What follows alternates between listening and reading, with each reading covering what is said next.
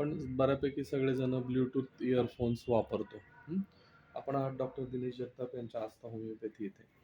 हा ब्लूटूथ आपण वापरतो. त्याला ब्लूटूथ जेव्हा आपण वापरतो तेव्हा त्याचं मोडस ऑपरेंडी काय असते तर वेव्हजनी काम करतं. तर त्याचं हा जो भाग आहे मानेचा, हा मानेचा जो भाग आहे हा खूप सेन्सिटिव्ह असतो. कारण इथून वरती जाणारी एक ज्युग्युलर आर्टरी आणि वेन असते. त्याला ज्युग्युलर बल्ब्स असतात.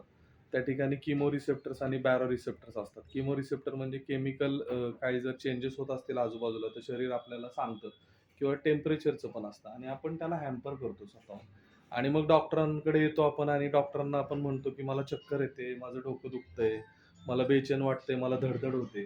त्याची कारण काही एवढी आपल्याला आवश्यकता नाहीये, की फारच आपल्याला 50-100 कॉल येतात आणि मिस नाही झाले पाहिजे.